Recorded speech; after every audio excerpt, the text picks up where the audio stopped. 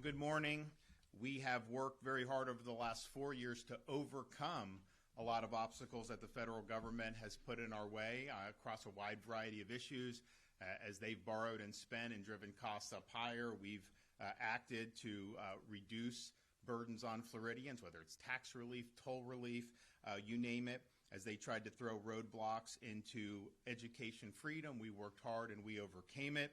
And of course, the issue that was maybe the most significant over the last 4 years, the fight against illegal immigration, as the Biden administration was allowing our borders to be overrun, have millions and millions of people coming to the country illegally. Florida led the way in enacting strong policies to deter and discourage and hold accountable people that came to this country illegally. We are now coming up on the next presidential inauguration. And when President Trump takes office again on January 20th, we are going to see a sea change in policies, particularly with respect to the border and illegal immigration. And this is an issue that has been festering in this country for many, many decades.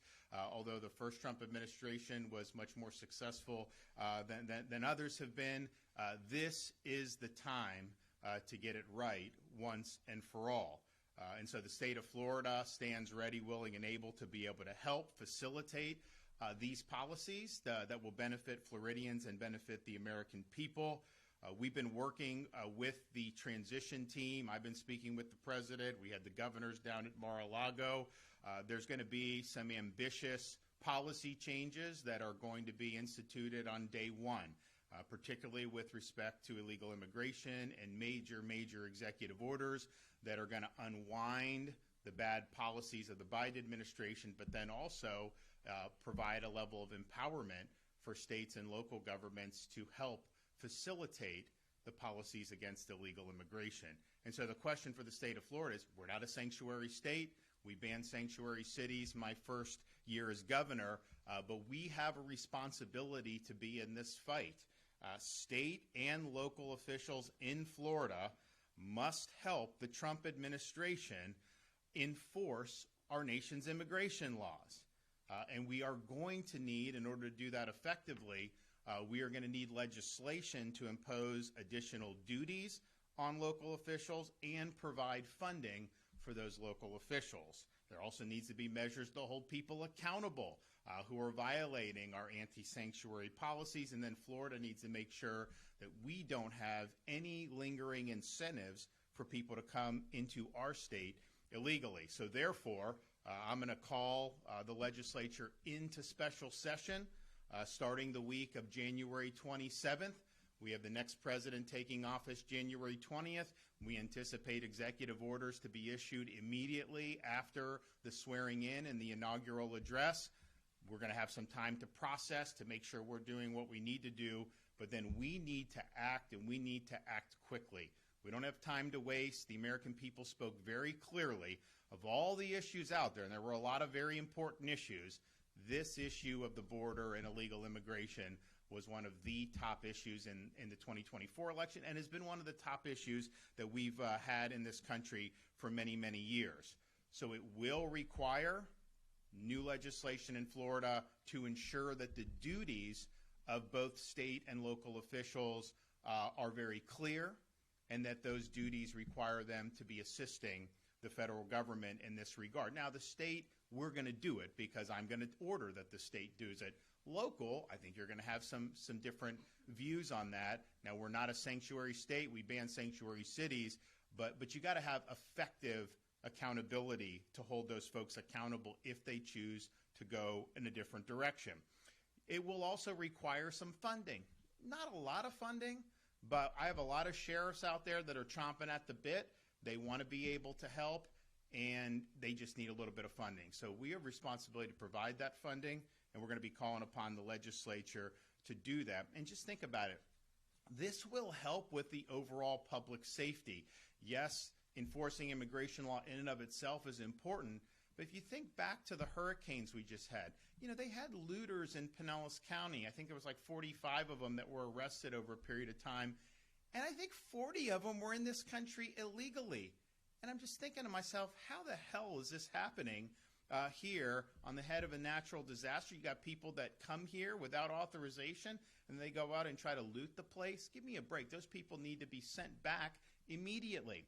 So this will end up helping the overall situation, even apart from immigration. Now, the accountability is significant. If those duties are clear in law, I have the authority with respect to certain officials to suspend them from their office if they are neglecting their duties, and that's an authority that I have invoked when it's been appropriate in the past. We also need to make sure that we don't have incentives for people to come illegally. We enacted E-Verify. People said that couldn't happen.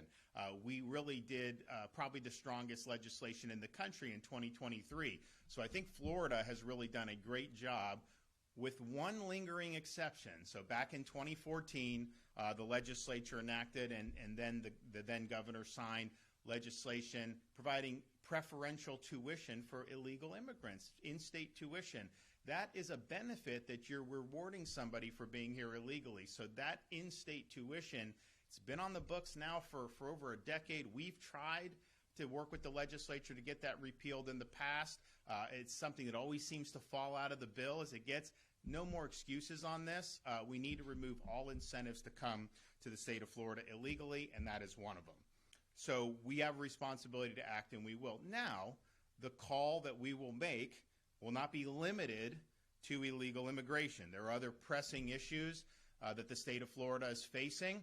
I know we have a legislative session coming up in a couple months, but I don't think some of these can wait. So we will also be including in this call lingering hurricane relief. We had 2 major hurricanes hit this state within the last couple months, and there are issues with respect to agriculture relief.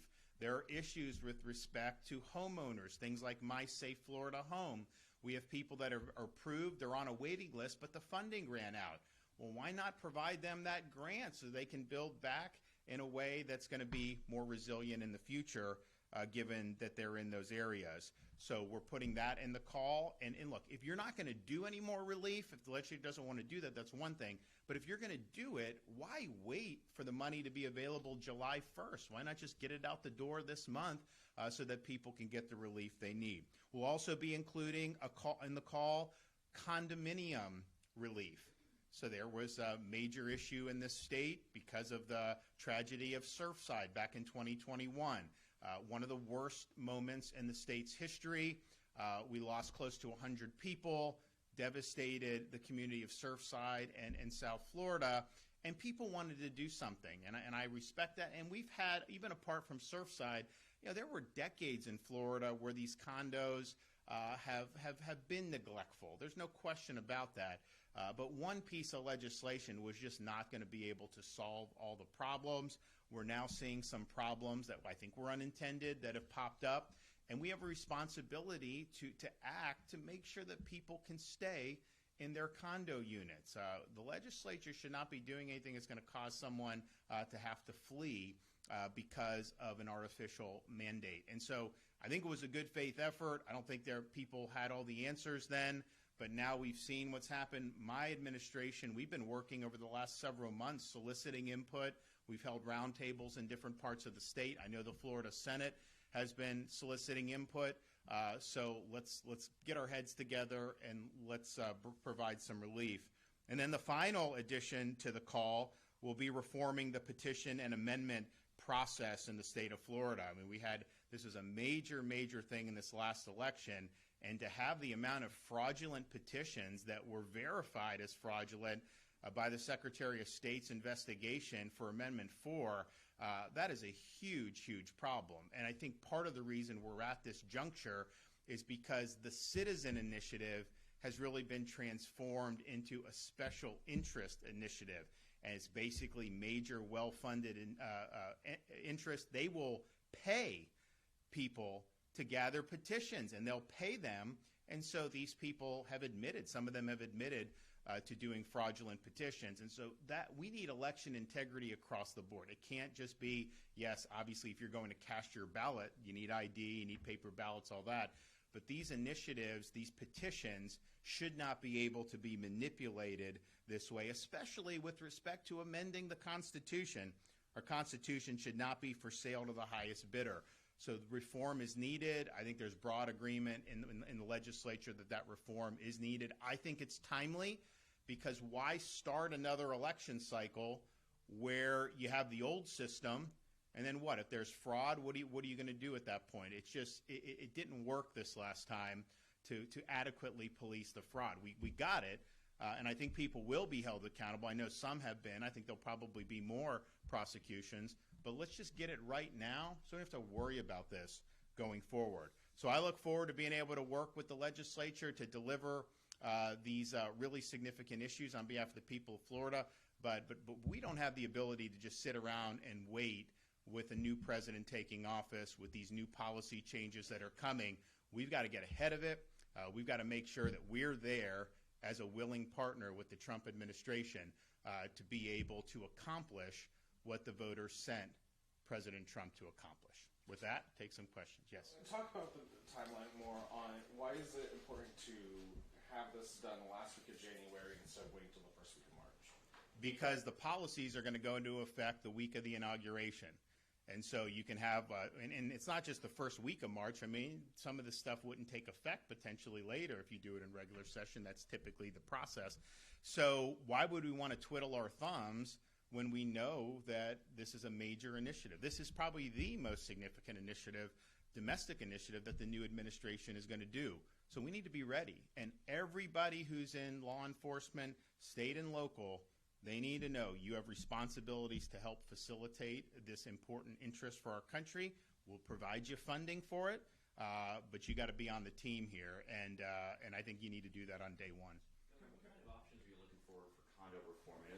Sticking point between the chambers. They didn't want to go too far. So what is the agreement that you're kind of coming up with? So here's first of all, I don't think there is an agreement between the chambers because I think we in my office think something needs to be done. I don't know that the House is there. I think the Senate may be somewhere in between.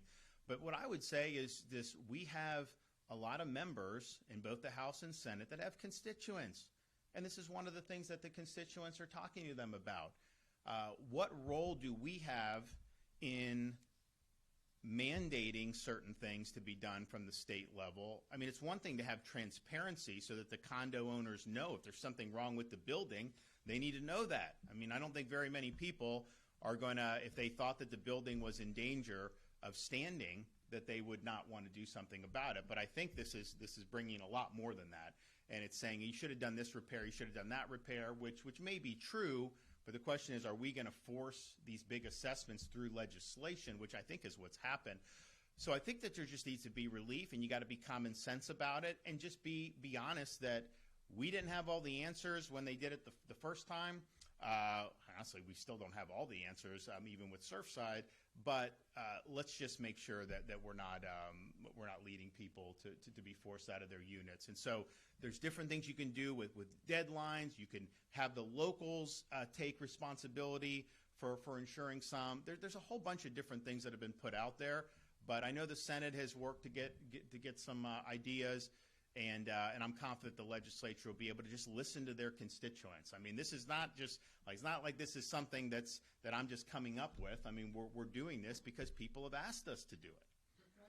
Petition initiative reforms. Sure. I don't know how much specifics you may have already at this point in time, but a couple things. First off, I heard there was a concern about getting something on the board before somebody launches another one, and that they technically right. I mean, so if we're going to do this, then we should just have the cycle go under one set of rules. Why would you want to have part of the cycle under one set of rules and then another under a different set? So it just makes sense, whatever you're going to do it sooner rather than later. But as a quick follow-up, do you have any, I mean, are you looking at you maybe going to the voters and raising the threshold again? So for this special session, this will be legislative reforms. We're not going to put anything on the ballot.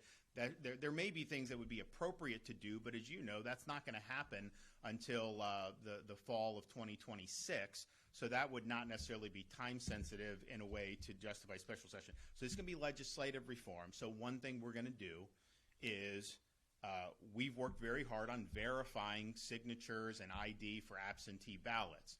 Yet on these petitions, it's a much more lax process. Well, we want to have the same thing, a similar thing where You can send in a petition verified with your ID like you would an absentee ballot. If you want to have someone do it on the street and maybe someone notarizes it so we know. So there are things to ensure the integrity of those signatures, and that would apply to candidate petitions as well. You know, it's kind of been just something that we haven't really talked about with candidate petitions, but these candidates go out and get these signatures, and they're not all valid either. And so the process we have now clearly failed in this last cycle, and the analysis that was done, and obviously there was a case that was filed, was that if you extrapolate, that it may not have even had the threshold necessary to qualify for the ballot. There's some dispute about that, but the fact that we're even having that is a huge problem. So making sure that these signatures are verified either through the mail or if someone's bringing it in person is really, really significant. But that wouldn't only apply to the amendments. That would apply to candidate petitions as well. So I think that's something that's really, really significant. The other thing is this has been true every election cycle. 2018, I remember I'm running for governor, and I'd have people come up to me, really, really involved people in our process, political process, and they'd be like, can you help me with these amendments? I don't understand how it's written. What does this do? What does this do? And I'm just thinking to myself, is that the way we really want to govern, where it's whoever can write the most clever language to try to get people to do one or the other? And we saw that on this most recent election. Some of the amendments were written in ways that people that were actually on a policy matter opposed to it, they thought somehow that it was good. And then, so you had to do all this. So from a financial impact statement perspective, how this impacts other rights, and having that so the voter has more information on the ballot, I think is something that would make a lot of sense. Also, the role of the Supreme Court in looking at these summaries, because, the summary, you read the summary on the marijuana one, and look, I mean, it's over, it failed, but that summary would not have told you about the liability protection that they got in the Constitution. And so you have the constitutional text, then you have the summary with the marijuana, and the reality is if you only read the summary, it did not give you the full impact of what that is. So I think there's a lot of things in that, but it'll all be legislative. There's not going to be any change to the Constitution proposed in a special session. I don't know if there's going to be anything that ends up on the ballot. I know some people have asked to do it. I have not necessarily come down one way or another because I think those things are difficult, but that would be something the legislature could mint if they wanted to and have it available for 2026. I think they probably could call a special election. I think they would need a pretty high threshold to be able to do that. What is it? It's higher than 2/3. Yeah. So, but honestly, if we really wanted to look, I think that if you're going to do these initiatives, it should be a standalone election because at least people know that's why they're going. I think what happens is people go to vote for president, they're going down, and they just kind of make a decision, does that sound good or not good?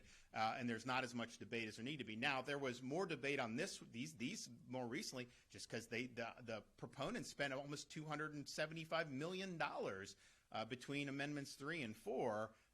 That is a huge, huge amount of money. The immigration ban for my sake. Excuse me? How much are you asking for?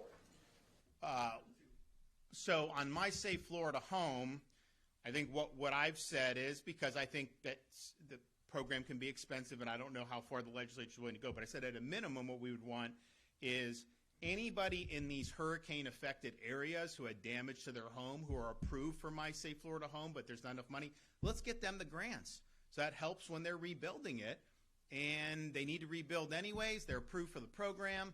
This will help keep them hopefully in better shape for next hurricane season if we can do it now. If we wait till July 1st, they're not going to be able to get anything done. That price tag on that is much more manageable than if you just funded the entire thing writ large. So I think we've calculated it. We think it's probably about, $100 million? Do I got any of my budget guys here? We think it's probably about $100 million to do the approved wait list folks who are in the Milton and Helene affected areas. And I think we should do that sooner rather than later. Look, if the legislature says they don't want to do that anymore, obviously I think we should, but it doesn't make sense. If you think we should do it, then just get it done now so these folks get it. And then on the immigration, we We're still working on that. I don't think it's not going to break the bank. It's going to be relatively manageable. I mean, I think probably tens of millions of dollars. I don't know if we've put a price tag on it for sure, but it'll be something that's more than manageable with our current fiscal posture, and it will save money. If the Trump administration is successful, it will save us money on the back end, because if you go and look at some of who shows up in police stations and who's getting arrested, I mean, we do have a chunk of them that are in this country illegally. That's just the truth. And as far as the immigration enforcement, what do you want to see from local and state officials, and would that apply to schools, for instance? So what it will do is you have a responsibility to work with the federal government and help facilitate the policies. Now, we're going to have to see what the executive orders say exactly. Now, I've been briefed on it, spoken with the president, I've spoken to some of his key staff. My guys are in contact with some of their staff. So we'll tailor what we're doing to mirror what their policies are going to be. But clearly, at a minimum, I think if you look at things like this 287G program, that's typically been a local, like a sheriff can opt into it and then assist the feds. We're going to say, municipalities and counties are going to be a part of 287G. That's going to be a duty imposed by the state. We will, of course, fund it, because we can't do unfunded mandates. But people can count on participating in the 287G program. And I think what they're going to do with the Trump administration, I think this is going to be more robust application of 287G than we've probably seen. So that'll be good. It'll be something I think will make a meaningful difference. Now, when we did the sanctuary city ban my first year as governor, it was fine. And but what happened is when Biden came in, he made the whole country a sanctuary country. So, like, you didn't need to be a sanctuary city, right? They weren't deporting anybody, or very few, compared to what even Obama did way more deportations than what Biden did. So the issue kind of lost a little bit. But now that you have the Trump administration, you are going to see some of these, I think, blue cities around the country are going to absolutely fight. I think California, even though they have massive wildfires and have been huge devastation, they actually brought a special session to fund opposition to Trump's immigration policies. I think they did like $50 million to say that cities can push back. Because in Florida, we're going to be the opposite. You're not going to push back. The federal government has the responsibility to do this, and in order for them to be successful, I do think it's going to require cooperation from state and local. I don't need legislation for the state. I'm just going to tell them to do it. Some of the funding we may need, but honestly, I don't even know that we need that much funding from the state. And the locals are going to need some funding, and I do think they're going to need some legislative prescription. Two things on the in-state tuition. If I heard you correctly, did you say you wanted that to end immediately? The Senate President was talking about perhaps phasing that out, and then the immigration enforcement money. Would any of that go to extra detention centers, that sort of thing? Sure. So, and again, this is going to be something that we're going to work with the administration on. What facilities are they going to use for detention? I mean, for example, we work with the Coast Guard to stop the boats, right? And if you stop the boat in the water, they're allowed to just be turned back to Haiti or wherever they're coming from. But if they make it ashore, then all of a sudden it's just this elaborate process. So why not just have something detained, do it, and do it very quickly? I think the feds will probably be leading on that. I think they'll probably use their resources, would be my guess. But if there's things that we can do to be helpful on that, we want to be helpful on that for sure. Do you envision, when it comes to immigration, utilizing the Florida National Guard, Florida State Guard to kind of support in-state missions? It could. It depends on the demand signal. I'm very confident that we would have very positive results from both the National Guard and the State Guard. You remember when I proposed re-upping the State Guard, because it wasn't like we just created this. We used to have a State Guard in the state of Florida. So we wanted to reconstitute it, and how that was characterized was a total joke, acting like this is going to be some type of threat to the state. These guys have gone out. I mean, when Helene hit, we had a lot of resources staged in Florida. Fortunately, we did not need to do massive search and rescue compared to what a lot of people thought would need to be done.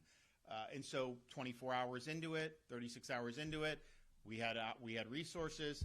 Then you had Western North Carolina. You had parts of Georgia. So we sent to Western North Carolina. So you actually had the Florida State Guard effectuating rescues in Western North Carolina in ways that were really, really impactful. They did a whole bunch of stuff in Milton as well. So these guys have done really, really good. It's been a great asset for the state of Florida, and we will use either as appropriate. We also, of course, have Highway Patrol. We have Florida Department of Law Enforcement. We have, Fish and Wildlife. You know, when you have people coming, we're a little unique because people are coming by boat. The ones that come across the border come in usually through vehicles, and then Biden flew them in and wouldn't tell us about it. That did happen from time to time as well. So we know that that's going to stop going forward. So I think we've got a lot of tools at our disposal. The key is, though, we've been told when Biden, states, you can't enforce immigration. It's a federal responsibility because we've tried to do things in Florida. We did an anti-smuggling bill to say if you're bringing people across the border, you can be held accountable in Florida. And we lost in court because they said this is the exclusive province of the federal government. Okay, well, so what? They have an exclusive province to ignore the law? It's ridiculous. But now you have the federal government saying we're going to enforce the laws on the books. So it can't be the case that that somehow you're not allowed to help enforce the law against the wishes of the federal government when they're not enforcing law. But then when they actually want to enforce the law, states and localities can somehow nullify federal law by being a sanctuary state or sanctuary city. There's no way that doesn't work. So in order to make this work and ensure the laws are upheld, you got to be willing to work constructively with the federal government. We obviously believe in the policy, and we believe that the last 4 years have been bad with respect to the people that have been let into the country. But even if we didn't believe that, if it is the federal government's responsibility and this is an important national policy, I don't see any way that states and localities should be allowed to throw a wrench into that. You need to be there. You need to be facilitating. Representative Mills told one of my colleagues this morning that he had an excellent call with you and your team yesterday related to several issues that are important to you, including immigration. I don't know if you saw, he kind of said on Saturday that he's interested in running for the Rubio seat, regardless of who you appoint. Just wondering if you could say anything about that. Well, we're going to make an appointment in very soon. We have up until January 20th where we will not have a vacancy. I anticipate a vacancy occurring on the afternoon of the 20th or no later than the 21st. So we'll have somebody ready to go on that.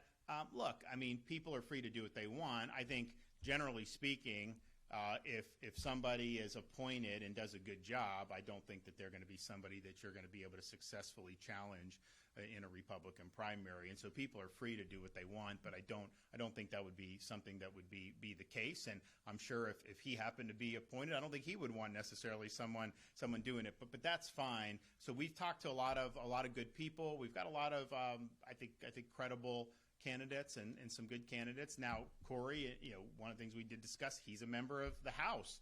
And you kind of remember election night, Republicans were giddy. You see Trump win in these swing states. Then kind of the dust settles, and you're like, we lost seats in the U.S. House. How the heck did that happen? And part of it, California took them 30 days to be able to determine some of those elections, but that just is what it is. But Republicans lost seats. So they have 220 duly elected Republicans. We have Florida 1 is vacant, so they started the Congress with 219. On January 20th, you're going to have 217 to 215. And so when you talk about Corey, Kat Kamak, honestly, she's a fighter. She's really, really good, really strong. I think she's got a great record. I spoke with her the other day. But the issue would be, are you going to go from 217 to 216? That's a tough thing. And I've been honest with the Congress people. That's a big concern of mine because one of the criteria I had with who I'm going to appoint is we just had an election. President has a mandate. I want you to help facilitate that. I don't want you to be sand in the gears. As long as he's focusing on the things he campaigned on, you got to be part of the team and you got to help deliver that. But if you put someone there and then it reduces the numbers in the House, it may make it harder for them to be able to enact an agenda. Because, we're doing an election for 2 of the seats, but that's not till April 1st. And part of that's just the way between federal and Florida law. If they wanted to do it quicker, what they need to do is maybe just have one election with no primaries, because when you do the primary, you got 45 days for that, 45 days for the general, just for military absentee overseas. That's not even counting qualifying, all these other things. So they're going to be at 217 on January 20th, which means if all the Dems are no, if they lose one Republican, then they can't. If you had 216, 215, because I appointed someone in the Senate, then if you lose one Republican, then the Dems would actually have a one seat majority. So that's just a big practical concern. It's not anything that any of these guys have any control over. It's not their fault, but that's just the reality that we're dealing with. I don't want to do anything to inhibit getting the agenda accomplished, and even though the appointment is for a Senate, if that ends up impacting what the U.S. House is able to do. And, oh, by the way, if it wasn't for Florida, you would have a Democrat majority in the House right now, as it's just the reality. For the special elections, the ACLU has filed suit against you for not yet scheduling special elections for Randy Fine and Joel Rudman's seats. Do you have a date yet for when you'll make that announcement? So I wanted to do them the same time as the congressional. The problem is you have the resign to run, and so by the time those letters are submitted, you can't stand up the special election to be the same as those dates. We couldn't get it. They couldn't get it done. So then because you got to give people time to qualify. And if I would have done, they submit their letter during that week. If I just would have demanded date, it wouldn't have ended up adding up properly. So once you know that, you can't physically seat anybody in time for the session to be over at that point. So I think the Secretary of State is working on proposing dates. He's going to he probably has talked to the respective counties. I guess with Randy Fine, it's just Brevard probably for that. And then I think with Rudman, I think maybe 2 counties, maybe Okaloosa, Santa Rosa. So we'll do it. But my preference was to have that in the same time. The problem is when you set the congressional, you don't know who's going to end up resigning to run when you do that. If I already knew that, then maybe I could have done it. But you have to wait for that process to fly out under Florida law and then do it. Incidentally, on this resign to run, I think it's a ridiculous thing the way it's worked out in Florida. The idea is, I think, that they want you to focus on the job you got elected to and then not run for anything else while you're supposedly being. The problem is you don't actually resign until the election's over anyways. So all these guys are campaigning. Rudman's campaigning. These guys are campaigning anyways. And then if they win, obviously they go to the next one. If they lose, then they're out. But by the time they get forced out, they're done with the election anyways. So if you were going to do resign to run, you would say you resign the minute you announce your candidacy, which is not what they've done. So I think they should just chuck the whole thing. I think it's been more expensive for the state as a result of having to do the resign to run. It just hasn't worked. But at a minimum, if you're going to do it, the resignation, you would want it to be effective prior to the campaigning, because I think the reason is you don't want people getting elected. They're supposed to do their job here in the legislature, but then they're out campaigning or whatever. I don't think that actually even works that way, because legislators are up every 2 years, so they're constantly out campaigning. It's not like the campaign really ends. Same thing with members of Congress. But I think this has been a big expense for really no reason for the state of Florida. We could have just said, you guys can do what you want. And look, it may have triggered special elections if they're successful, and I get that. But to force these special elections is ridiculous. But I would have preferred to do them the same dates. We just physically, you can't do it when you're dealing with resign to run, because I wouldn't have been able to have enough time to qualify. So then the question is, do you try to jam it in a couple weeks later? The session's going to be over at that point. So we've said, give us the dates that you want. I know Court is going to recommend some stuff, and we'll do it. But my preference would have been to do it the same time. It just, resign to run doesn't work that way. And with immigration, immigrants make up a major source of the workforce for industries like hospitality and tourism. Well, excuse me, though. You said immigrants make up. Yes, we have legal immigrants in Florida. So you can't conflate illegal immigrants with people who are here legally.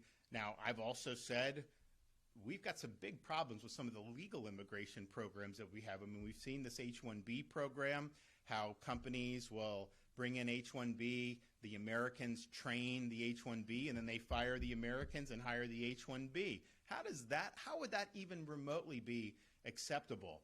You have chain migration, which is not merit-based and is bringing in more distant relatives. Not what you want. So there's a whole host of issues there that need major reform. But from an immigration enforcement perspective, I mean, if somebody is here on like an H-2A visa, they are working in the state of Florida legally. And when we did E-Verify, people would say, we had E-Verify Enact, they'd say, hey, there's a busload of farm workers. I saw them on I-4. And people assume they're illegal. And then FDLE looks, they all had the H-2A visas. And so there's no enforcement if somebody is here on valid reasons. Now, it doesn't prevent us or Congress and people like me from just using my platform to say, hey, you may need to look at how we're doing legal immigration in this country, because it's not America first the way it's going. But we do have, I think we probably have the highest foreign-born population in the country of any state. Certainly we're in the top 5 for sure.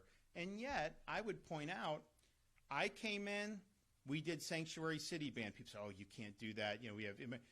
It was the people, the first generation, they wanted the sanctuary city ban. When we did the legal transports to things like Martha's Vineyard, people said, oh, the Venezuelans in Miami aren't going to like that, because I guess a lot of the people that got transported to Venezuela. I go down there, these guys are high-fiving me because they think Maduro's sending undesirables to the country. So this whole idea that somehow people that are first generation do not want to see immigration enforcement, that is totally not the case. And just look at the election results in Miami-Dade County. We were, 8 years ago? We had Hillary winning by 30 points.